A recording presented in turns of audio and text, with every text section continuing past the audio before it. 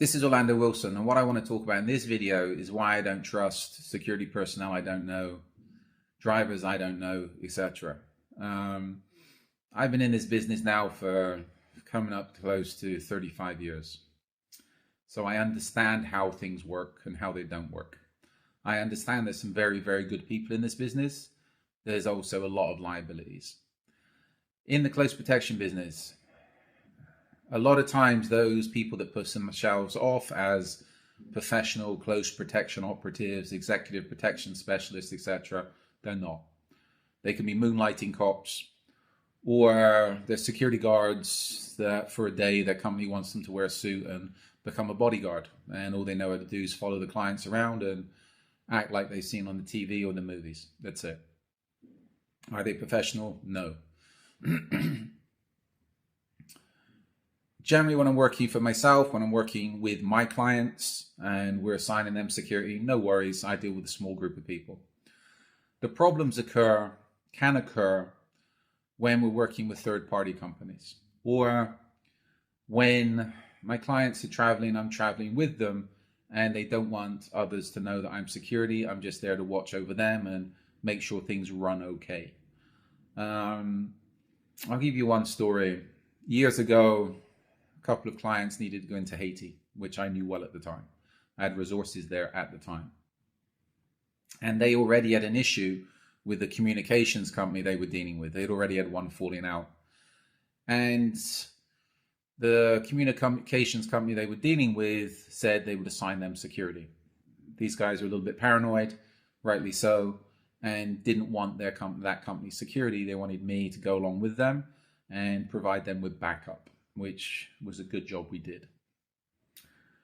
In the day, this is the old Port-au-Prince airport. As you walked out the airport, it was a little bit of a jungle.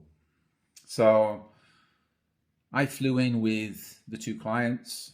My guys were waiting for us as we walked out of immigration. They was with us straight away, reassured the clients, etc. We had a vehicle outside, armored vehicle. We were ready to go. So we need to we need to meet the security that was sent by the company the clients were meeting with. Even though they said they didn't want it, they said they would send somebody along. Okay, as we walked out of the airport, as I said, it's a little bit of a jungle. Excuse me. It wasn't too hard to spot the security guy that was sent, or security guy and driver that was sent, because the security guy was the only white guy amongst a mass of Haitians. Also, he had my name and the client's names written on a white piece of paper holding up in front of him. No code words, no company names, our names on a piece of paper. Which for me, if you Google my name, you're going to come up with too many people because it's a common name. One of the client's names, if you Googled them, then you would have come up with one person because it's a little bit of a strange name, and you would have seen he was pretty high up in his industry, and he would have been worth kidnapping. So that was the first mark of why do you have our names on a piece of paper in public in a country which at the time kidnapping was pretty rampant. Anyway, we went out, met and greeted this guy, no worries. He wanted the clients to go into his vehicle, so I told my guys follow along behind. Because it was Haiti, I take it this guy must have been ex-French military, etc. His English wasn't too good, but no worries. Okay, we jumped into his vehicle, straight to the hotel.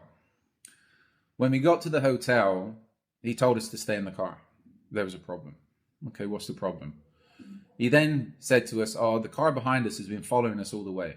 And I was like, what car? Yeah, the car, that's my car, my guys. I told him this at the airport. But obviously he didn't understand my English. No disrespect, he spoke French. His English was a lot better than my French. He just didn't understand.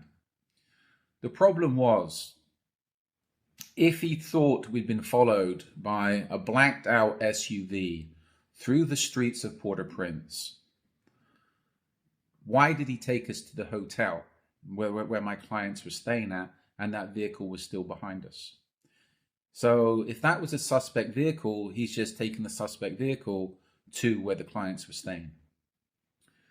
He was armed, and I questioned how he was armed, because again, he shouldn't have been armed.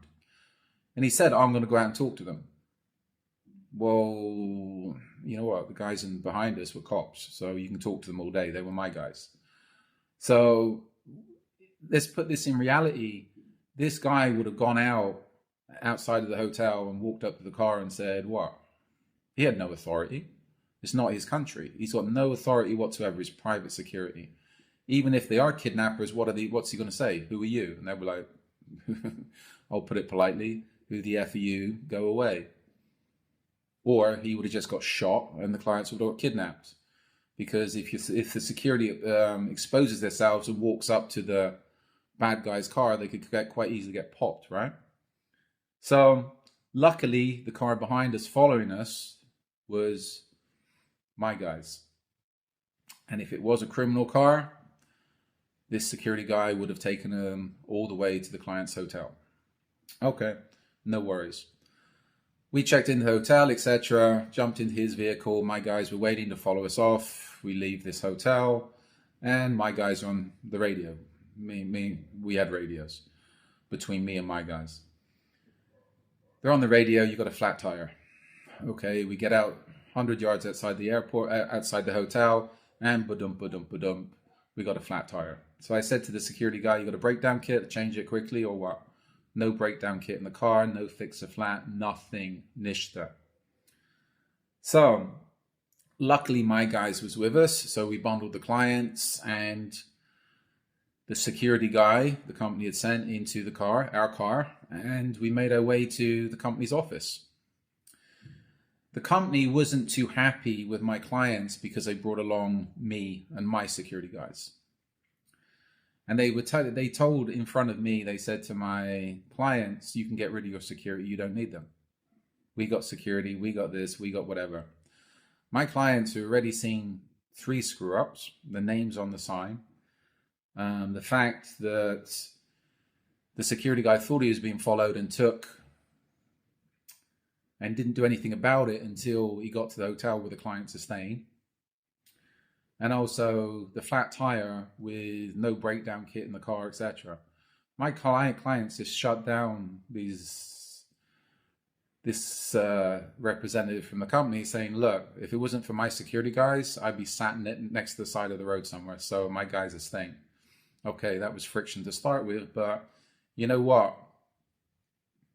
This security company was in this communications company, and their security company, which was embedded, was in a pretty volatile place at the time.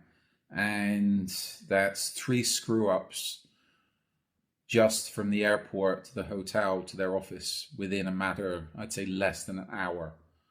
And my clients were like, what the heck? And this was apparently quite a good, reputable security company, but 3 screw-ups within less than an hour.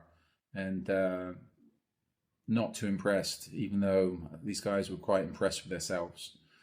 So that's a little story about the quality of security companies. Even if they say they're credible, and even if the guys are all ex-military, it doesn't mean they're credible. It doesn't mean they know what they're doing. So that's just one story why I'm a little bit wary of dealing with other security companies and people I don't know. If you don't know them, don't trust them. That's it. Anyway, there's going to be more videos going up, more stories. So follow us along on social media, on YouTube, LinkedIn, Instagram, etc., etc. And also, I've got an array of books up, 3 specifically on close protection on Amazon. And if you look at our blogs on my website, which is Truth Only Has a Few Friends, and the Risk Incorporated blog, there's a lot of articles up there that can answer your questions. In the meantime, be good, stay safe, stay out of trouble.